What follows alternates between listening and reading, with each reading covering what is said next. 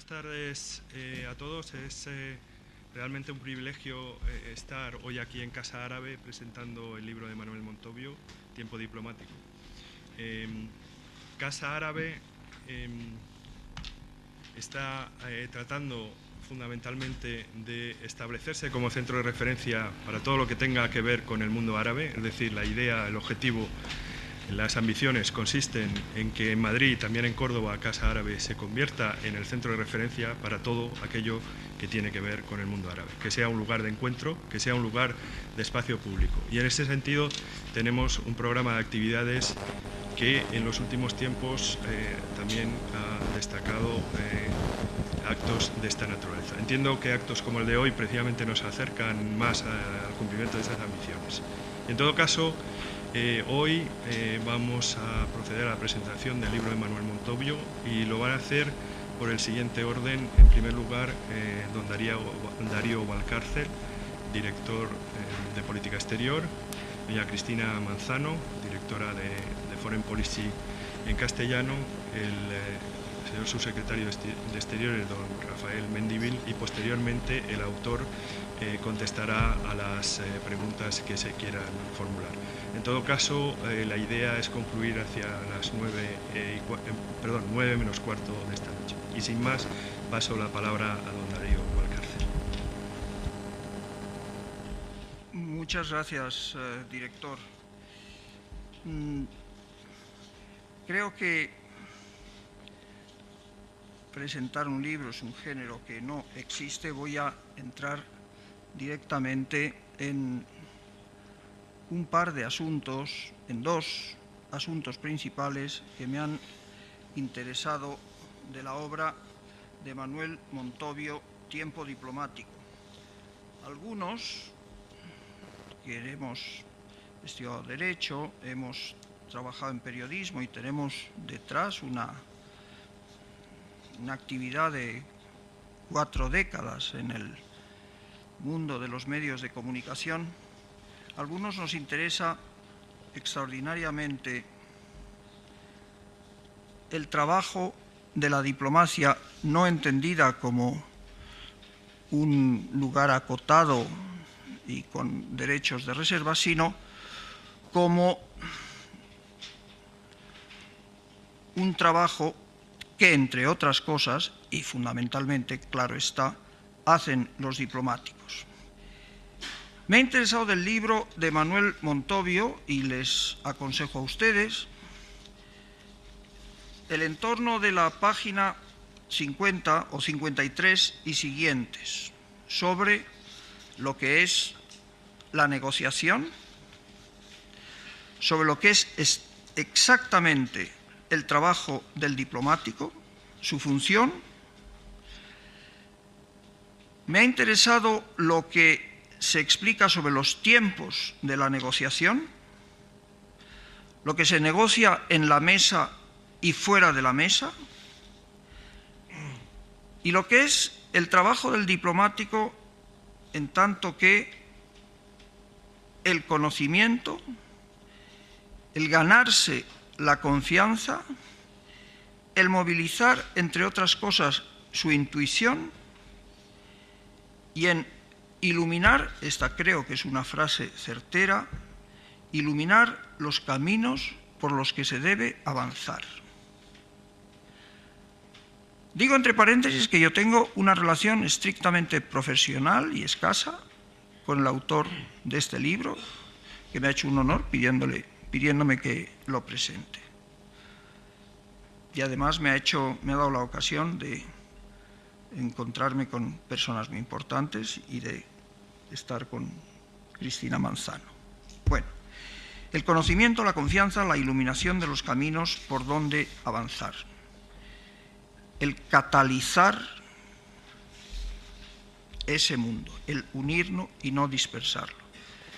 El encontrar las empresas, los medios de comunicación, las instituciones culturales, las ONGs, incluso, dice el autor, los equipos de fútbol. Imagínense ustedes, yo recuerdo pocos momentos de emoción, no me dedico al fútbol, como el que viví ayer con los 3 goles del Real Madrid, que fueron uno de los espectáculos más bellos que yo he visto en mi vida. Bien, además de eso, no está en este libro, pero me permito recordar sobre lo que dice nuestro autor Manuel Montovio. Me permito sacar aquí un recorte de periódico. Dice así, periódico de los más importantes de España, llamado El País, que yo en años lejanos contribuí a fundar. Dice: Israel advierte de que no descarta atacar las plantas nucleares de Irán. Fecha: 12 de diciembre de 2005. Interesante, curioso, ¿no?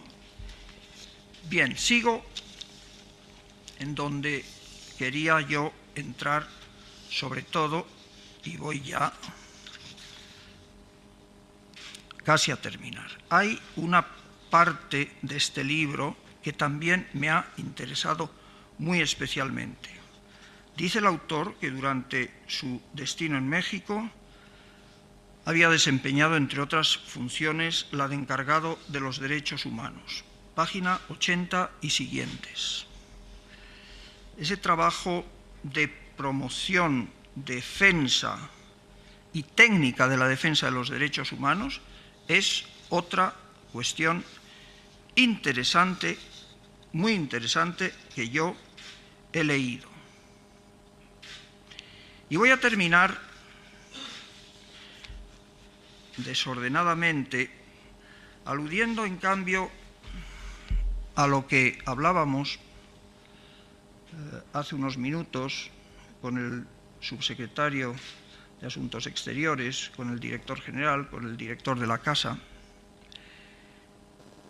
Yo creo que la carrera diplomática tiene algunas veces, tiene en general, o en algunos casos, un enorme mérito, que los, en mi caso, empresarios privados que nos ganamos la vida en el mercado, tenemos que reconocer el enorme mérito de los diplomáticos y del riesgo que corren los diplomáticos haciendo su trabajo en defensa de los intereses que tienen encomendados. Y quiero terminar no rindiendo homenaje ni estas frases pomposas y ridículas que se dicen a veces, pero quiero terminar recordando a una persona a la que por casualidades de la vida me crucé en un momento dado, en el norte de África. Y quiero recordar, creo que con un, esto es sincero, con un punto de emoción, a ese funcionario, después embajador de Estados Unidos en Libia, Christopher Stephens. Era una de las personalidades más extraordinarias que a los no diplomáticos se nos ha dado a conocer. Un hombre convencido de su función y que transmitía ese convencimiento con un fuego, con un arte y al mismo tiempo con un orden admirable. Era un hombre joven, excepcionalísimo,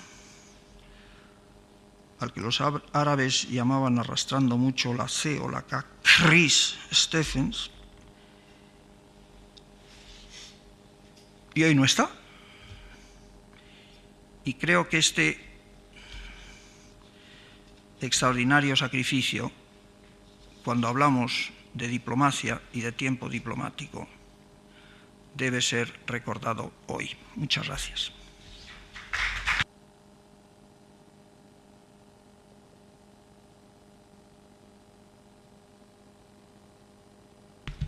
Hola, buenas tardes a todos. Es un placer estar aquí con ustedes y sobre todo compartir mesa con todas estas personas. Gracias a Manuel Montovio por haberme invitado a participar. Él me habló hace tiempo, cuando estaba acabando de escribir el libro, de la idea de hacer una especie de guía sobre lo que significa ser diplomático. Y a mí lo que me llamó la atención al leerlo fue que en esa guía no solamente había una relación de las funciones que supuestamente tiene que cubrir un diplomático, sino la mezcla de esas funciones con el periplo vital de las personas. Porque en el libro mezcla la parte estrictamente profesional con todas las implicaciones personales que eso tiene. Desde el momento en que alguien decide, voy a estudiar la carrera, voy a entrar o voy a intentar entrar, casi diría, en la carrera diplomática, hasta que conoce su primer destino por azar o por una serie determinada de sucesos, etcétera. Todo el periplo vital de las personas, ligado mucho con el conocimiento de los países donde uno va, ligado mucho a la literatura, a las costumbres, a las personas que hay. Todo esto lo va contando con esa mezcla, ya digo, de técnica profesional y de vivencia personal, que es lo que creo que enriquece el libro. Pero del libro va a hablar él, vamos a hablar todos. A mí lo que me surgió al leer el libro es vincularlo precisamente a la situación que estamos viviendo hoy y hacia dónde va esa carrera diplomática. Dices muy bien que la carrera diplomática es una carrera profesional y vital, y sin embargo se enfrenta hoy a una serie de desafíos que van mucho más allá de lo que sospecho enseñan en la escuela diplomática. Para empezar, que los actores a los que se enfrenta un diplomático, esto está reflejado también en el libro, ya no son las habituales. Un diplomático no solo se tiene que encontrar ahora con su contraparte en los países a los que va, con la oposición, en el caso de los partidos políticos, con determinados representantes de la sociedad civil, sino que además tiene que convivir con otros actores del propio país. En España, imagino que lo sabrán, tenemos, por ejemplo, los embajadores de Marca España, un título que otorga la asociación, el Foro de Marcas Renombradas, y que otorga a personajes del mundo de la cultura, del mundo del deporte, del mundo de la empresa, porque creen que encarnan los valores de ser español, que los tendríamos que definir, pero que ellos lo representan bien y que van distribuyendo el nombre de España por el mundo. Bueno, ¿cómo se compagina eso, ese tipo de actores? ¿Cómo se compagina el equipo de fútbol con la tarea del diplomático? ¿Cómo se lucha desde una delegación, desde una embajada, o cómo se promueve la famosa imagen de España en estos momentos? ¿Qué se puede hacer desde una embajada para tratar de contrarrestar todos esos estereotipos que están saliendo, todas esas imágenes negativas que salen de España y que en algunos casos están apoyadas en hechos y en datos, y en otros, insisto, es repetir el estereotipo porque es lo fácil y lo que se conoce? ¿Cómo se define la diplomacia cultural? ¿Hasta qué punto es el diplomático el encargado de llevar eso adelante, o están todos esos actores al lado para fomentarlos? ¿Cómo se compagina con la diplomacia pública? Porque ya no estamos hablando solo de la función pura de la administración del Estado, sino con todas las otras herramientas que hay alrededor. ¿Cómo se utiliza la diplomacia 2.0? Estamos aprendiendo a utilizarla, pero igual que todos estamos aprendiendo a utilizar las redes sociales, los medios electrónicos, ¿qué implicaciones tiene eso para un diplomático que normalmente se ha educado en unas formas y en unas tradiciones muy estrictas? ¿Cómo podéis, os puedo preguntar, podéis tuitear tranquilamente más allá de lo estrictamente oficial? ¿Se debe? ¿Qué implicaciones puede tener? En algunos casos ha tenido implicaciones bastante controvertidas, por cierto. Está el tema de la seguridad que mencionaba Darío. Yo creo que estos días estamos impresionados por el caso del embajador de Libia. Estamos impresionados también, yo particularmente, por las imágenes que se han mostrado. Hay medios internacionales como la BBC o como los medios norteamericanos que se han negado a mostrar esas imágenes, pero yo creo que en la percepción de mucha gente, de muchos espectadores, ha quedado esa visión de un hombre que no solo se dedica a los cócteles, que es muchas veces la idea del glamour y de las fiestas que se tiene de los diplomáticos, ¿no? Bueno, pues es gente que efectivamente arriesga su vida, es gente que negocia continuamente sin que se sepa, porque en parte esa es la función del diplomático, que solo se sepa el resultado final, no todo el proceso que hay detrás.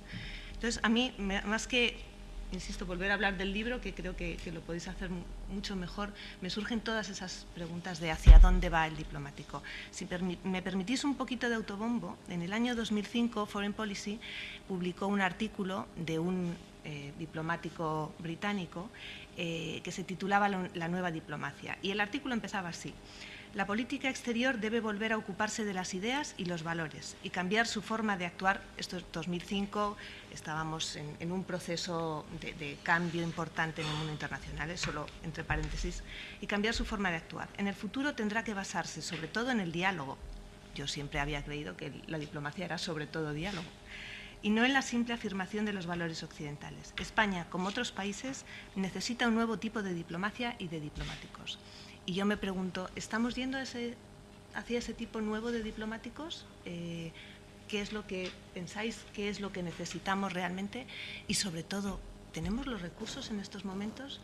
El otro día hablaba con un diplomático fuera de España, estaba en visita particular, y me decía, realmente nadie sabe cómo suple la voluntad y la pasión de hacer bien nuestro trabajo la falta de recursos que tenemos y las horas que le dedicamos que no están fuera del horario estrictamente laboral. Eso me consta que es así, lo he visto en muchos casos, pero ¿hasta qué punto los recortes en el Ministerio, los recortes que estamos sufriendo todos en todos los campos, pueden afectar o no al futuro de esos nuevos diplomáticos que se deben estar formando ahora?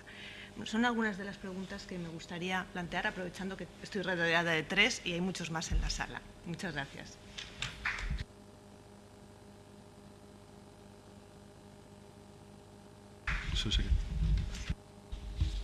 Sí. Bueno, yo quisiera decir, en primer lugar, que estoy muy agradecido a Manuel que me haya ofrecido esta posibilidad y además de hacerlo con Cristina y Darío, a los cuales a mí no se me conoce, pero a ellos sí se les conoce.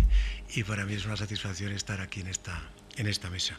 Yo tengo que decir que venía con una cierta curiosidad sobre lo que yo iba a decir, porque, claro, la lectura de Cristina y de Darío no es la misma que la de un compañero diplomático con 30 y tantos años de carrera. Y posiblemente ni siquiera sea la misma entre las diferentes categorías por edad dentro de la misma carrera, ¿no? Y los acercamientos a este libro para alguien que ha vivido todo lo que cuenta Manuel pues son muy diversos, muy distintos y con muchísimas aristas. Yo quisiera primero, hablando del libro, decir que creo que el libro, el que lo lea, se va a encontrar con Manuel Montoyo. Es decir, para mí Manuel es el libro. El libro es Manuel, como tú dirías, que te gusta hacer ese tipo de juegos de palabras. Yo me lo imagino fácilmente, pensándolo y escribiéndolo. El resultado es Manuel.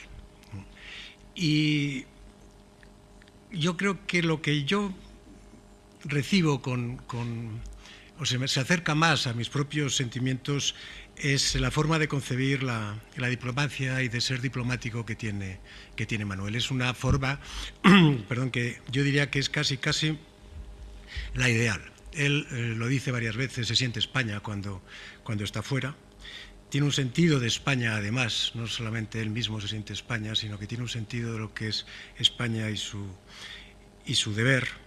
Se siente diplomático y se siente representante de España a las 24 horas del día, es decir, renuncia generosamente y casi yo diría que con gusto a sus aspectos privados.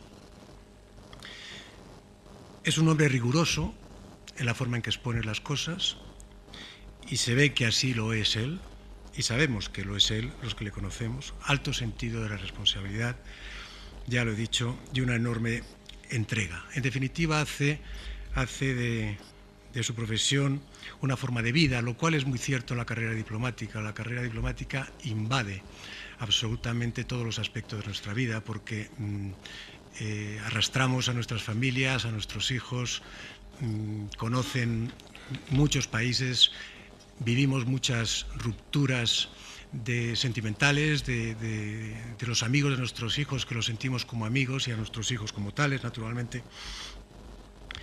Y así lo vive Manuel. Y todo ello lo expresa en ese viaje, en un viaje en el que ahora diré que lo que echo de menos, pero en ese viaje en el que, en definitiva, y es lo que echo de menos, no hay tormentas. lo asume todo, se lo traga todo. Y eso no es así, yo eso lo discuto. La vida diplomática es una carrera de entusiasmo, de pasión como él la tiene y la manifiesta en todas las páginas del libro, pero de grandes sobresaltos, de grandes turbulencias y de grandes desgarros en lo profesional y en lo particular, y donde se padecen enormes decepciones y donde se hacen enormes esfuerzos de superación. No es un viaje tranquilo, no es un viaje de salida de puerto, de mirada hacia los que quedan, de hacer escalas y de llegar luego de nuevo, arribar al puerto y analizar las grandes experiencias que hemos tenido. El libro yo creo que es, Manuel, un ensimismamiento de ti mismo, de tu carrera, en el mejor de los sentidos. He dicho al principio que te puedo imaginar perfectamente pensándolo y escribiéndolo. Estás absolutamente encerrado en ti mismo, encerrado además en tu profesión. La verdad es que el libro, a mi juicio, deja poco margen de aire para otra cosa que no sea la carrera. Está absolutamente imbuida toda tu vida y todo lo que haces y todo lo que piensas, todo lo que sientes y allí a donde vas y cuando iluminas el camino, estás absolutamente pensando en lo que estás haciendo, en que eres un servidor del Estado. Y yo ahí me siento perfectamente y absolutamente identificado contigo. Echo de menos, te lo digo, el naufragio, porque en ese camino hay naufragios de los que unos se rehacen y no todos se rehacen. Y eso los que estamos en la carrera lo sabemos. Las heridas que se curan y las que no se curan. Y alguien que lea esto pues tendrá una idea, yo creo que bastante aproximada de lo que es la carrera, pero cantada por un poeta de la carrera, de alguien que hace del trabajo y de la entrega pues su razón de ser y donde no hay aristas, no se ve que en ningún momento te quejes de nada. Ni siquiera te quejas en nombre de tu mujer, que normalmente se quejan, o de los sufrimientos de los hijos, que normalmente los tienen. Lo aceptas todo por el servicio de España. Y yo creo que ese es el gran valor, no solo del libro, sino tuyo. El que no hayas dejado el menor recoveco para otra cosa que no sea vivir tu profesión. Y en ese sentido yo te agradezco que me hayas permitido leerlo y que haya podido estar hoy contigo. Muchas gracias.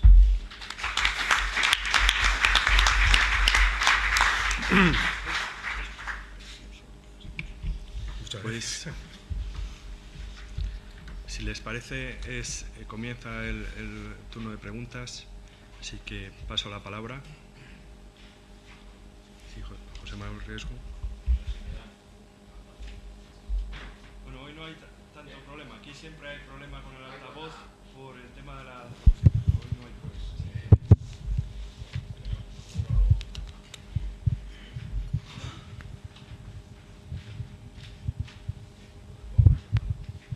Personas que estamos aquí, lo que nos sorprenderá, desde luego, una presentación tan corta, porque normalmente a las que voy yo a la universidad, cada uno salta un ladriazo o lo suelta de algunos como mínimo de 30 minutos. Pero bueno, yo opino exactamente igual que el subsecretario. Es decir, la vida, no he leído el libro, pero la vida es de turbulencias muy importantes.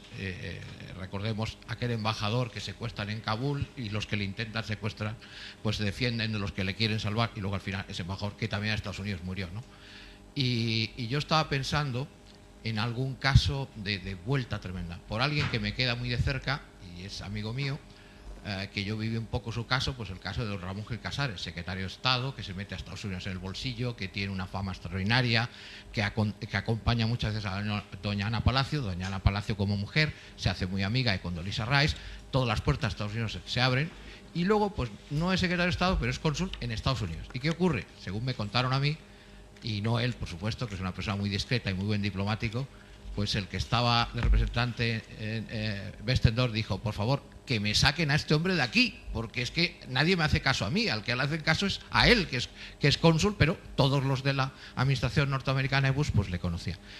Y eso es que luego, con estas vueltas y que da la vida y que los diplomáticos, yo creo que para las mujeres, para los hijos, qué mérito tienen ustedes, porque cambiar de país continuamente, en las edades de los hijos que son muy difíciles, y luego también que a veces uno se mata por España y no se lo agradecen desde España, ¿eh? Yo estoy pensando en temas de Cervantes.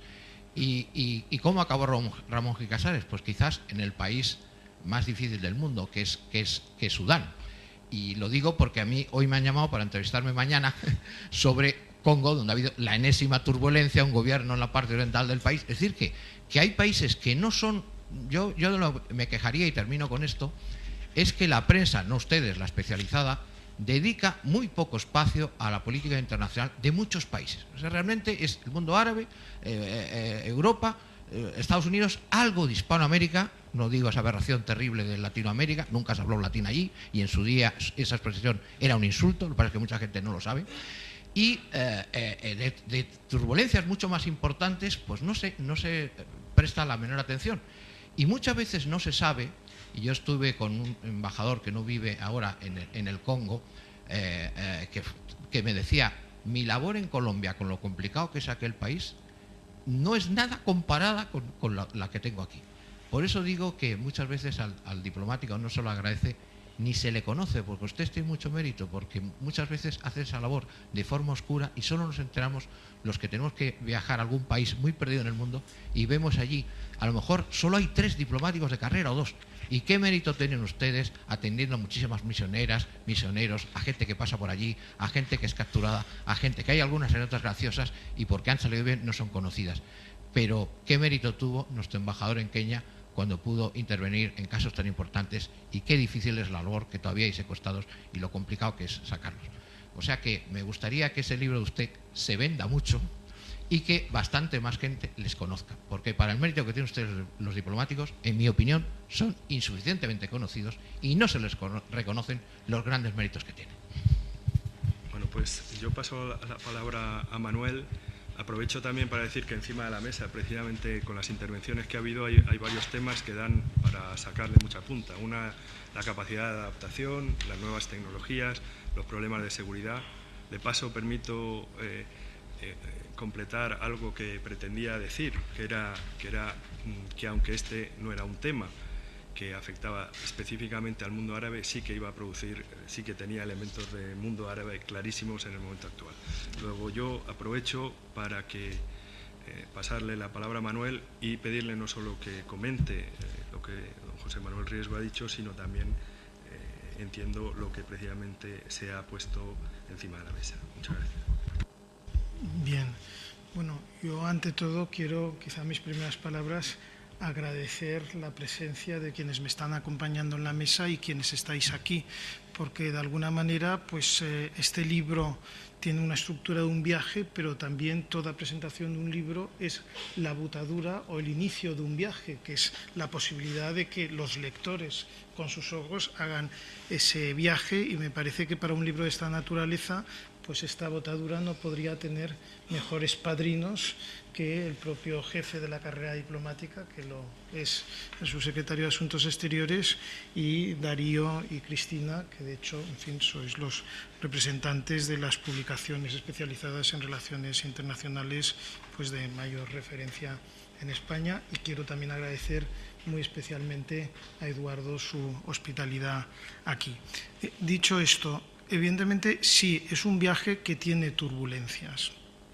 Ahora, ahí, digamos, mi respuesta sería, o sea, ¿por qué nos explican las turbulencias? ¿Hay turbulencias? Sí, las hay. Y, en fin, podría, si este libro fuera un libro de anécdotas, pues podría contar muchos momentos tristes de mi propia experiencia. O sea que, pero no pretende ser un libro de memorias, pretende dar respuesta a explicar qué es lo que hacemos, qué es lo que somos. Y eso, de hecho, para mí la pregunta esencial es pues lo que se plantea en el primer párrafo. A lo largo de mi vida diplomática o de persona que es diplomático, no han sido pocas ocasiones en que he contemplado caras extrañadas a presentarme como tal, como si me preguntaran qué extraño ser animal o animal es un diplomático, a qué se dedica, cuál puede ser el argumento de su esperanza o el guión de su vida, en qué ocupa su tiempo, qué es la diplomacia, ciencia o arte, qué es un diplomático y para qué sirve, cuáles son sus características y funciones esenciales y sus tiempos, cuál es la obra que representa el diplomático, porque en el fondo parte de su esencia es ser como un actor contratado que interpreta una obra de teatro que en el fondo pues, es el papel del Estado fuera, ¿no? Y para eso yo la respuesta de cómo digamos, transmitir eso, pues es a lo que responde la estructura del libro. Y en eso sí que creo que hay una opción consciente de quizá no explicar las turbulencias, porque en el fondo es hacer, yo diría que este es un libro, o sea, es diplomacia sobre la diplomacia. Nuestro trabajo normalmente es representar a España frente a otros. Aquí yo lo que he pretendido hacer es explicarnos a nosotros frente a la sociedad desde mi propia experiencia, evidentemente. Y el mensaje, desde luego, que he querido pasar a la sociedad escribiendo el libro, no es la carrera diplomática, es un lugar donde se pasan turbulencias. Por lo menos eso no es lo que yo he querido compartir, sino he intentado, digamos, cómo intentar explicar eso. Pues a veces se puede explicar de una manera muy racional, muy teórica, ¿no? Y de hecho yo he escrito también otros libros mucho más conceptuales y teóricos. Pero me parece que lo que diferencia lo que hace un diplomático respecto a cualquier otro servidor del Estado es esa representación del Estado en el exterior. Eso es lo que es único, ¿no? Y para eso, para explicar lo que es un destino diplomático, digamos, mi primera intuición fue, bueno, pues invita al lector a vivir un destino diplomático en el exterior, desde que alguien le dice que se va a un sitio hasta, bueno, todas las fases que sigue y lo que queda de eso después de haberlo ejercido. Y en el fondo esa es la estructura del libro. Yo diría que es esa vivencia del destino diplomático con un alto en el camino y un epílogo. El alto en el camino es la explicación de las funciones del diplomático, informar, representar, negociar, que son las clásicas, a las que añado las de catalizar y traducir mundos, y después ese tiempo diplomático de un destino es como una secuencia de una película más larga, que es, pues bueno, toda la trayectoria vital. El propio Rafael Mendívil lo mencionaba, en que tus propias funciones pues van cambiando desde que entras hasta que te jubilas, y por tanto hay una reflexión. Entonces, en ese sentido, bueno, pues para explicar, yo de hecho, los ejemplos que pongo, lógicamente, son de mi propia experiencia, pero son ejemplos seleccionados para intentar explicar eso. Y pues quizá he querido dar una visión positiva, soy consciente, más positiva de lo que siempre, o que igual siempre es la realidad en un destino diplomático, pero también creo que es una opción consciente, porque no es lo que quería destacar, sino el provocar o compartir esta vivencia con el lector. Y también, una vez tienes la estructura, porque yo creo que cuando te haces esta pregunta, pues a veces cuando diseñas un libro, en el fondo es el inicio de un viaje, pero también el fin de otro, que es todo el proceso de haber creado esto. Y ahora pues hay un momento en el libro que se dice que un libro es como una botella que estás en una isla y la lanzas al mar, no sabes a qué orilla va a llegar, quién lo va a leer, cómo lo va a interpretar, etcétera, etcétera. Pero hasta que tú metes el papel en la botella, por así decirlo, pues o sea, está el reto de cómo explicar eso. Y creo que en parte explica la naturaleza del libro, que es medio ensayo, medio relato, porque por un lado es un intento de explicar, un ensayo a la manera clásica de Montaigne o de quien sea, un ensayo, puede haber otros, pero por otro lado es un relato en el sentido de que tiene este hilo argumental, ¿no?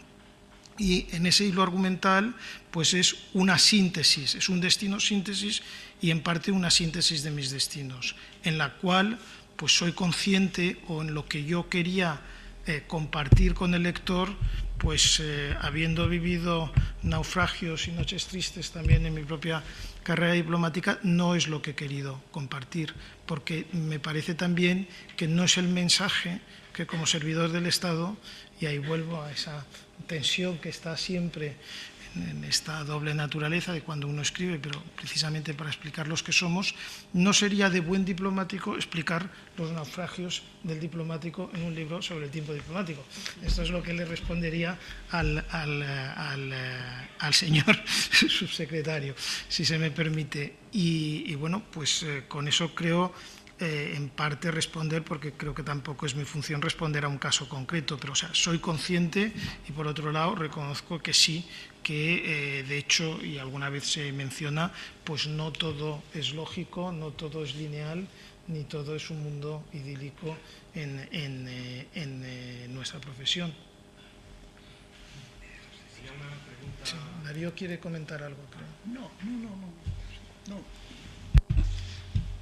No, perdón, quería solo decir que he oído muchas cosas, algunas cosas interesantes aquí, pero ya a estas alturas de la vida soy con mucho, doblo la edad de algunas personas de esta mesa.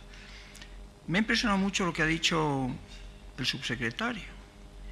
Las turbulencias, los sacrificios, los fracasos, los naufragios, los hundimientos. De esto no se dice una palabra en este libro, y creo que en eso hay un gesto, pues no sé si de elegancia intelectual o de simple abstinencia. Eso que Hölderlin llamaba las vigas podridas de la vida. Bueno, también hay éxitos y triunfos, pero las turbulencias, los sacrificios y los naufragios son un componente terrible y presente y actualísimo, y vuelvo a poner ese ejemplo del embajador Chris Stephens, brutalmente fotografiado, bueno, y quien no capte eso a lo que has hecho alusión muy elegantemente está naturalmente en las batuecas. Yo no me voy a dar por aludido porque lo que estoy es presentando el libro de...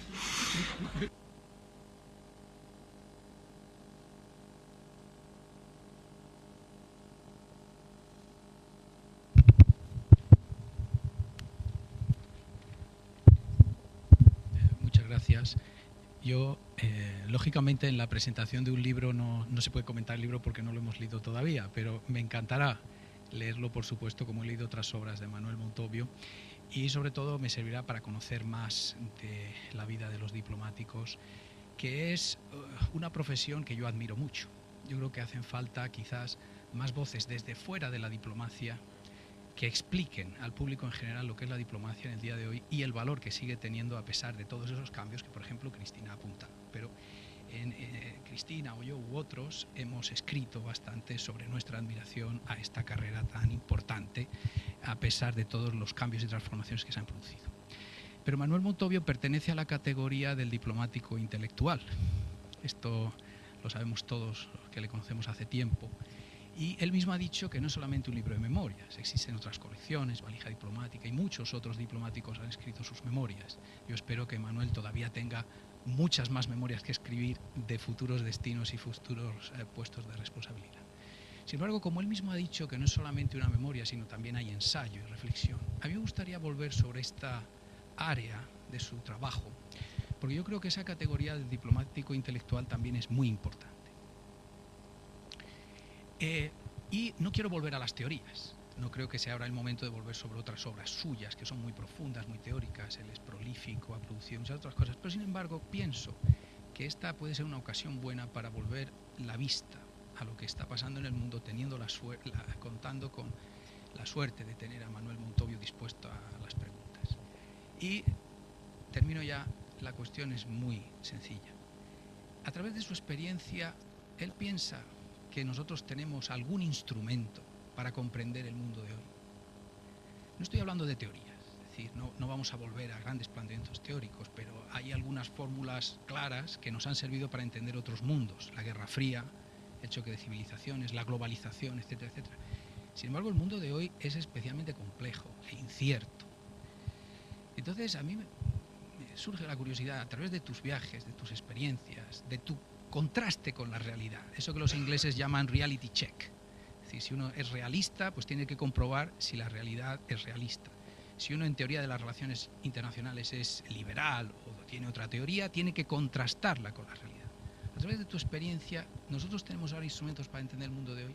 Y en tu opinión, ¿cómo debemos interpretar lo que está pasando? Esta emergencia tremenda de unos, este declinismo que nos pasa en Occidente, esta escasez de recursos y este caminar inevitablemente hacia la escasez al que estamos abocados. ¿Cómo interpreta él el mundo de hoy? Gracias.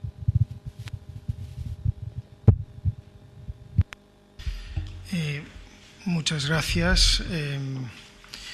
Yo diría que, bueno, no voy a rechazar si se me califica de intelectual, pero este es quizá de lo menos intelectual de mis libros, porque precisamente es un libro, digamos, de una reflexión de que el diplomático es un personaje, representa al Estado, y de hecho es un papel, el del embajador o el cónsul de España en determinado sitio, que a veces lleva siglos presente en la vida colectiva de otro país, y por tanto ha habido muchos actores que lo han interpretado, pero al mismo tiempo es una persona. Y yo creo que este es un alto en el camino, este libro, de decir, bueno, quiero desde la persona reflexionar sobre el personaje que en mi caso pues llevo 25 años interpretando, y por tanto es un libro desde la persona, y la persona quiere explicar a las demás personas que forman parte de su sociedad el personaje. Bien, eso en cuanto al comentario. En cuanto a la pregunta, que es lo principal, bueno, yo creo que el instrumento que tenemos para comprender el mundo y cualquier otra cosa, pues es el cerebro, el corazón y el alma. Y en ese sentido, pues ese es el instrumento fundamental que tenemos. Lo que también es profundamente cierto en cuanto a lo que tú aludías es que durante mucho tiempo se ha vivido de inercias intelectuales. Hay épocas en la historia en que muchos paradigmas, por ejemplo, el paradigma del equilibrio de poderes de Westfalia, pues durante siglos ha explicado el funcionamiento del sistema internacional, y en el fondo el sistema bipolar son variaciones sobre el mismo tema. De hecho, los paradigmas, o por ejemplo, las cosas que nosotros hemos estudiado, yo recuerdo, entre otras cosas, estudié Ciencias Económicas, tener un examen en segundo de carrera en el año 82, aprueba o suspende, demuestre usted si es mejor la economía de mercado o la economía planificada, y haga una propuesta de cómo gestionaría usted una economía planificada mejor. Bueno, cuando se te examinaba todavía sobre esto, en el año 82, pues bueno, es muchísimo, o sea, aquello con lo que se nos ha preparado no sirve para explicarlo. Tenemos una realidad que va más rápido de lo que estamos. Y ahí creo que es muy importante que haya diplomáticos que estemos en situación de frontera. Es decir, la labor del diplomático, en que nadie le puede sustituir, es pues estar sobre el terreno, estar en Libia hablando con los libios, como estaba haciendo el embajador Stephen, etcétera. Pero también hay que destilar esa experiencia, sintetizarla y lanzarla hacia el mundo donde se piensa. Uno de los grandes retos es que no haya una comunidad intelectual que piensa sobre el sistema internacional, el mundo en que vivimos, haciendo grandes elucubraciones que luego no se pueden traducir hacia abajo, ni gente que está todavía funcionando con esquemas que desde luego los del día que aprobaron la oposición pues no son posibles. Incluso creo que si hasta revisáramos temarios antiguos, pues veríamos que se exigían cosas que respondían a ese momento, pero que si la persona funciona todavía con esas categorías intelectuales, es difícil que sea eficaz. Entonces, ahí creo que parte de lo que tenemos que hacer es, primero, tener la conciencia de esa necesidad de pensar, y también que el Estado tiene que tener parte de sus servidores, en este caso pues de la diplomacia, dedicada a pensar en este nuevo mundo, y la conciencia de que eso es un reto colectivo del Estado y de la sociedad. Una de las cuestiones que se insisten en el libro es que una de las funciones del diplomático es catalizar, ¿no?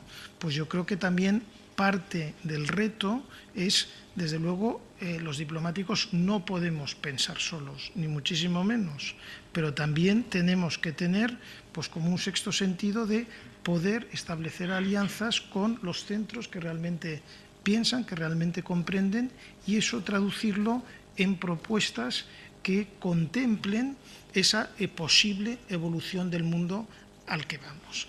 Y a veces también creo que eso presupone otra cosa también, y creo que aquí hay prensa, pero en fin, o sea, una cosa es hacer política exterior o actuar como actor internacional, y otra cosa es, digamos, hacer política interior o vender a la prensa, digamos, elementos pues de imagen, o sea, política interior con elementos exteriores. Evidentemente, todo Estado o todo Gobierno intenta una aprobación hacia sus políticas públicas, pero desde luego el cliente principal de lo que hagamos o de la acción exterior no es solo ni la opinión pública, en nuestro caso, ni la ciudadanía española.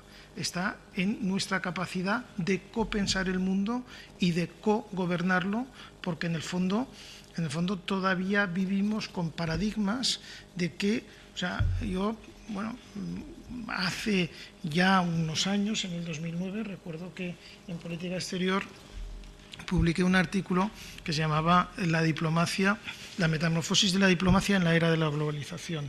Y lo que venía a concluir, recuerdo que la última frase era política exterior, entre interrogantes, simplemente política. Es decir, creo que cada vez más, y lo digo como diplomático, pues estamos ante una serie de problemas en el mundo que requieren distintos niveles de gobernanza, desde luego pues autonómico, estatal, regional y global.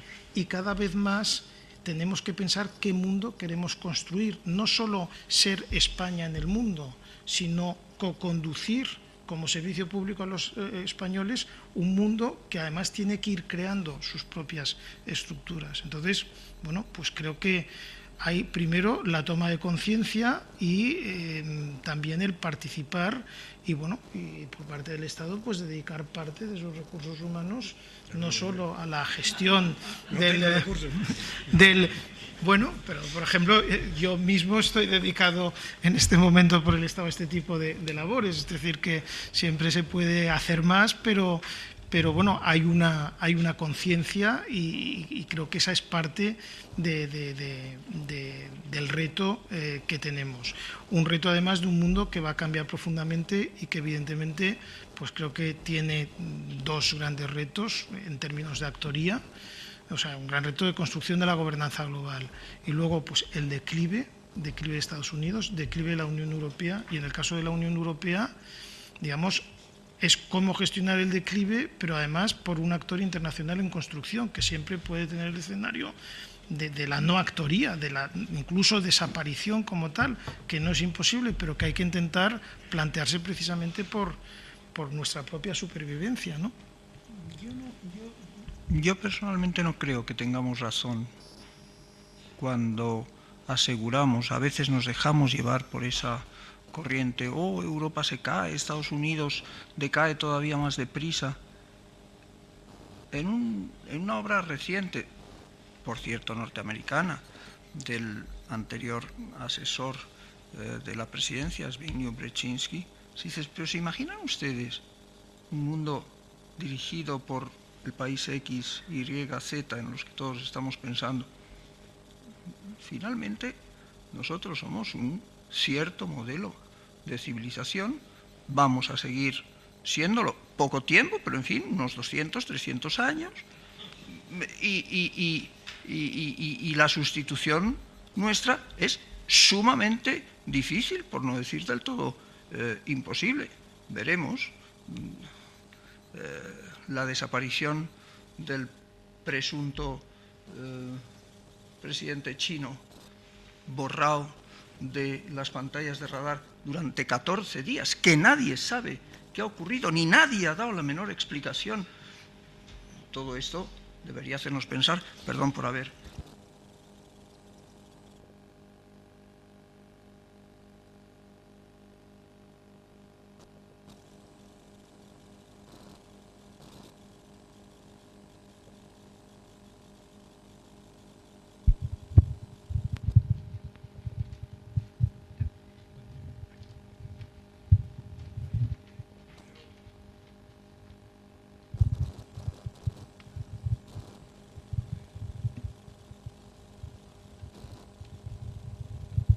Bueno, muchas gracias. Hay dos cosas que me han llamado la atención. Evidentemente comparto con el resto del público la limitación de no haber leído el libro, pero me ha llamado la atención, perdona Cristina, que has presentado las posibilidades, digamos, de una diplomacia 2.0 y no has presentado los riesgos, que son en este momento muchísimo más evidentes. Quiero decir, la correspondencia diplomática a veces se saqueaba, pero que se saquee masivamente y se publique como si fuera una primicia mundial, incluyendo detalles absolutamente absurdos y normales del funcionamiento diario, ha sido una cuestión un poco nueva. Yo creo que deberíamos pensar también en los riesgos que unas tecnologías que permiten una muchísimo mayor transparencia también implican el riesgo de difusión de informaciones que en buena lógica deben ser reservadas, no por razones especiales, sino por utilidad pública. Y luego me llama la atención que creo que todos sabemos que vivimos en un mundo de fuerte turbulencia. Entonces, no es solo el hecho de que a algunos embajadores los maten en algunos países, es una situación de cambio continuo en la que es muy difícil saber en muchas ocasiones qué políticas pueden tener continuidad o viabilidad a corto plazo. Yo, sobre todo en épocas un poco complicadas, tiendo a volver a leer a Wodehouse por la cosa de necesidad de buen humor. Entonces siempre recuerdo un cuento en el que el mayordomo Jeeves informa al zángano de Bertie Wooster de que no ha habido ninguna noticia especial en el día, excepto una pequeña guerra, la habitual pequeña guerra en los Balcanes. Bueno, el problema es que en este momento, después de lo que pasó en los años 90, ni siquiera una pequeña guerra en los Balcanes es graciosa. Quiero decir, esa alusión nos trae ecos espantosos. Pero es que además la situación continuamente cambia de una forma muy llamativa.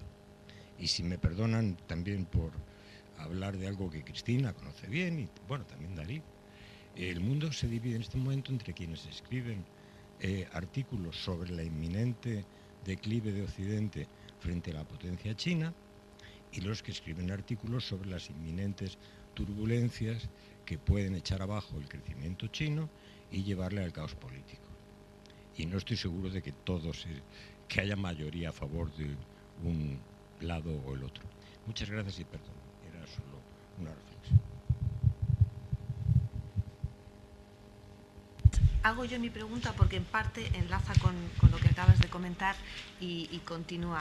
Estoy de acuerdo, por supuesto que las nuevas tecnologías implican un beneficio y un riesgo y están ahí. El caso de Wikileaks, una de las conclusiones que creo que se sacaron es que bien hacen su trabajo los diplomáticos americanos, ¿no? que cuentan hasta lo que han comido en cada almuerzo que tienen, pero más allá de eso, bueno, implicó muchas cosas.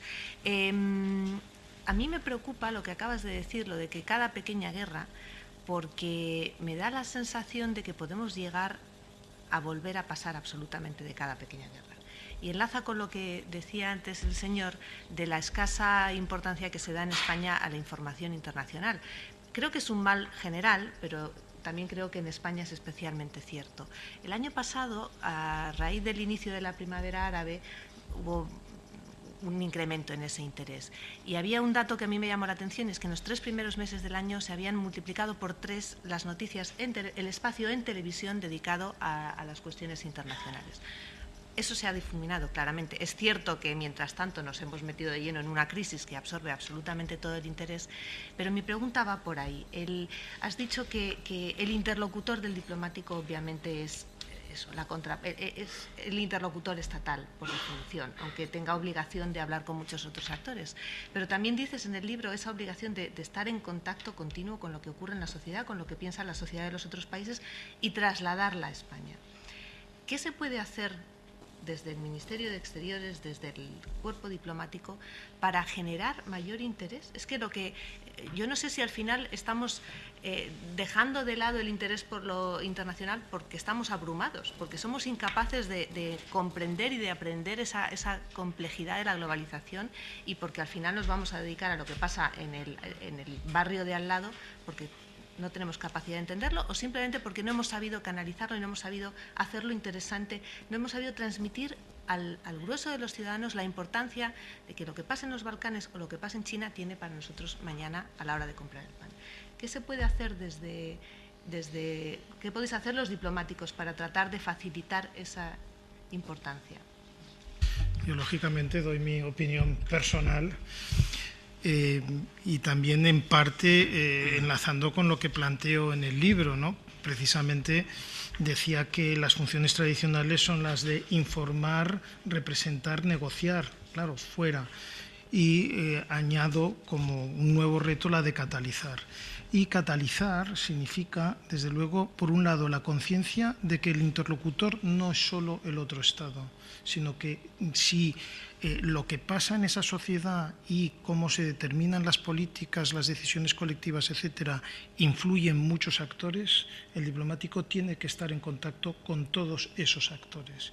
Y eso no siempre es fácil, porque a veces, en según qué sociedades, esa apertura del ámbito de relaciones pues puede tener un coste con las instancias gubernamentales, pero creo que hay que ser consciente de que ese es el mandato y para eso estamos ahí y hay que conquistar espacios. Es un ejercicio de diplomacia dentro de la diplomacia. Y el segundo tema, y creo que el hecho de que en este momento estemos aquí no deja de ser significativo, incluso como respuesta, es que la política exterior no solo se hace en el exterior, se hace también en España.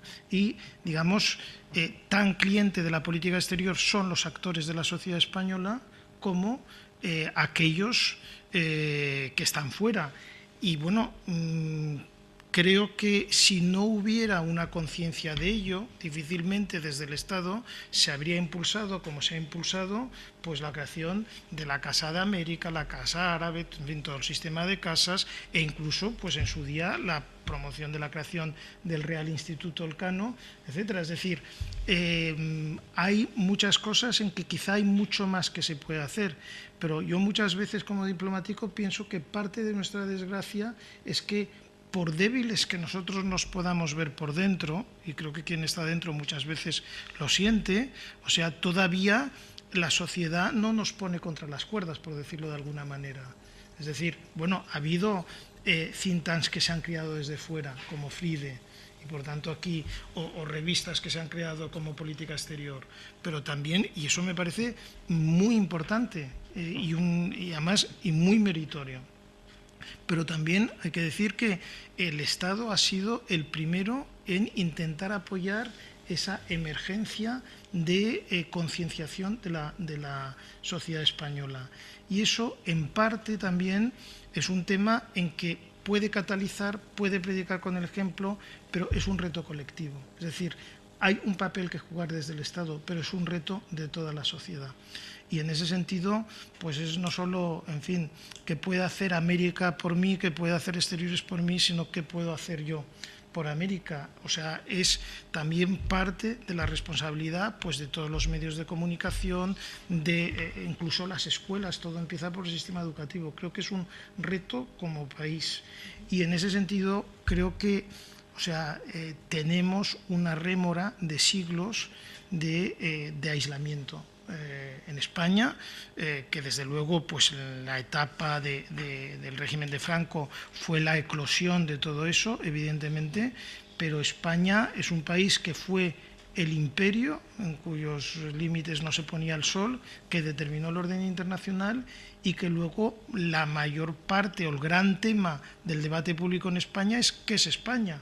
O la confrontación entre los propios españoles. Esa es la historia de nuestro siglo XIX y nuestro siglo XX. No qué es el mundo y qué queremos hacer el mundo y cuál es nuestro papel. Y ahí, pues claro, es un reto también como sociedad. Y en eso creo que hay que decir que, bueno, que siempre se pueden hacer más cosas, pero desde luego que desde el Estado y desde el Ministerio de Exteriores en estos últimos años nos han dejado de hacer muchas cosas para promover y dotar a la sociedad de tejido institucional para ir en esa evolución, ¿no? He intentado interpretar que el embajador debe ser también una persona que defienda los derechos humanos. Yo estoy recordando ahora que valientemente un embajador de España, pues en Guatemala, adecuadamente los defendió. Creo que este papel, es una pregunta a la que hago, pues también es muy importante. Y también pienso, sin ser de la carrera diplomática, soy jubilado del Ministerio de Trabajo, que el embajador también se tiene que ocupar de la colonia española en países, sobre todo donde es numerosa, como puede ser en Hispanoamérica, norte de África, y estas asociaciones que suelen existir, estos centros culturales, esos centros sociales, incluso centros de mayores, pues es decir, potenciarlos y hacer que lleguen estas subvenciones que hasta ahora se han propiciado pues a través desde dentro del Estado español. No sé qué al autor del libro, no lo he leído, pues qué le merecen estos comentarios que estoy haciendo. Bueno, me resultan unos comentarios muy cercanos y además usted no lo sabe, pero 2 asientos más allá tiene a ese embajador que defendió los derechos humanos en Guatemala sentado.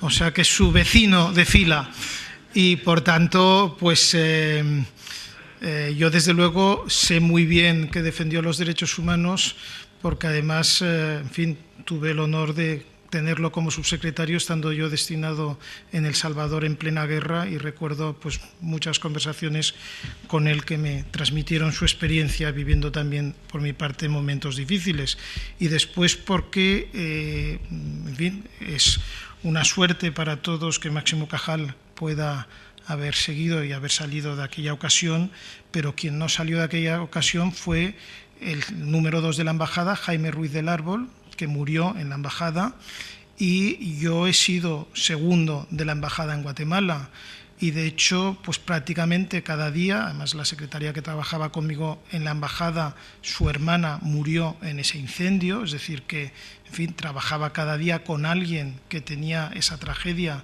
pues en fin profundamente metida dentro y cada día trabajas pensando, bueno, mi antecesor, varios puestos antes, lógicamente, murió haciendo lo que yo estoy haciendo en este momento.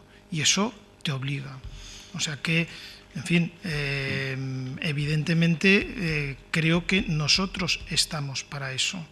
Y es parte de nuestra función y en parte por eso se explica en un caso concreto cómo se puede, dentro del margen relativo que siempre tiene una embajada, pues promover la defensa de los derechos humanos. Es una defensa que a veces depende de la información, a veces simplemente de la presencia. Y eso muchas veces que se pregunta, o la diplomacia 2.0, etcétera, pues ¿cuál es la diferencia? A veces el puro hecho de que en una sociedad existan embajadas, igual no pueden evitar, como no se evitó pues la masacre que hubo en la embajada en Guatemala. Pero también es posible que el hecho de que el propio embajador Cajal u otros muchos diplomáticos visitaran antes lugares en que los derechos humanos estaban amenazados haya evitado o haya dado la imagen a posibles violadores de derechos humanos que aquí hay unos seres extraños que aparecen en unos coches que no podemos abrir, que nuestros jefes nos dicen que no los podemos tocar y, por tanto, hay una sensación de observancia internacional. Yo creo que eso tiene un valor. Esa evitación, o sea, el mayor valor de la diplomacia es todo aquello que no ha llegado a existir gracias a que hay diplomacia. Eso es inconmensurable, o sea, es incalculable y, por tanto, nunca podremos defender bien qué es lo que hemos evitado, porque por la sencilla razón de que nosotros mismos no somos conscientes y además no somos una empresa de marketing para vender lo que hacemos, sino para servir al Estado. Pero eso, desde luego. Segundo lugar, pues la función consular.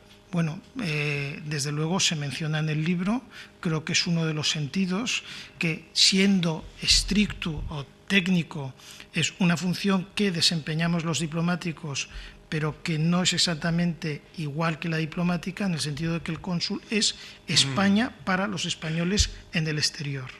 Y, por tanto, es una responsabilidad del Estado que todos sus ciudadanos tengan un servicio de todo tipo a sus derechos y a su posibilidad de existencia jurídica, desde casarse, que se inscriban sus nacimientos, etcétera, etcétera, y desde luego también en la responsabilidad que tiene el Estado a sus ciudadanos, pues que estén en situaciones de necesidad, como en fin, pues cuando alcanzan la tercera edad o cualquier otro tipo de necesidad. El Estado tiene que seguir existiendo y los derechos de los españoles que reconoce la Constitución son iguales, estén en España o no, y para eso el Estado dota a los consulados. Y, en fin, también se explica en el libro, si eso le interesa. No hay tiempo para más preguntas, pero el autor estará a disposición de todos ustedes durante unos largos minutos. Palabras, conclusiones, últimos comentarios. Darío. Solo tengo que decir que ha sido una sesión muy útil, muy buena, y que hemos rendido homenaje a una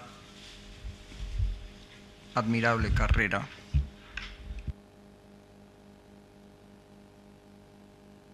Sí, una carrera que por definición es discreta y poco visible para los demás, y que no estaría mal que se fuera conociendo un poco más. Bueno, pues yo quisiera concluir haciendo referencia a una pregunta que ha surgido por aquí, que me parece fundamental en todo este debate, es si estamos dotados de instrumentos o no para entender lo que pasa en el mundo. Y creo que en parte ha contestado Manuel Montovio cuando ha hecho referencia a la importancia de la educación y la formación. Si hoy no hay interés en los aspectos de política internacional y en el mundo que nos rodea, no es, desde luego, por falta de posibilidades y de medios para enterarse. Pero yo creo que hay una cosa que es fundamental en las sociedades occidentales, y es el no saber qué es lo que queremos.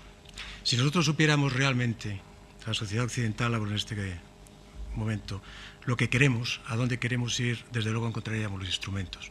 Si queremos mirar a una bacteria o si queremos mirar la luna, sabemos perfectamente qué tipo de instrumento debemos de utilizar. Yo creo que el gran problema es en estos momentos una falta de brújula vital que sepa cuáles son nuestros intereses. Y yo hoy en día establezco la categoría de los estados y la importancia de los estados no por el valor de su PIB, ni siquiera por el valor de su armamento, sino por el valor de sus ideas y por el hecho de saber que saben ellos lo que quieren. Pequeños países que saben lo que quieren pueden ser muchísimo más fuertes que otros que, teniendo todos los medios, no saben a dónde van.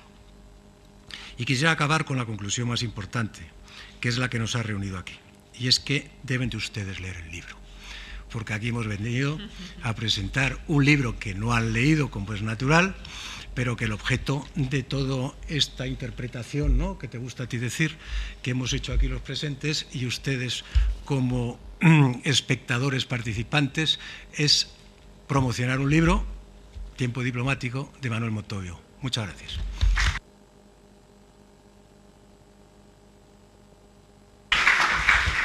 Bueno, muchas gracias a todos los presentes. Debo decir que entre los sacrificios que tiene un diplomático está el no poder, desde este momento, desde esta mesa, haber intervenido como me hubiera gustado. Pero ha sido realmente un placer y un privilegio tenerlos a ellos y tener a ustedes aquí. Muchas gracias.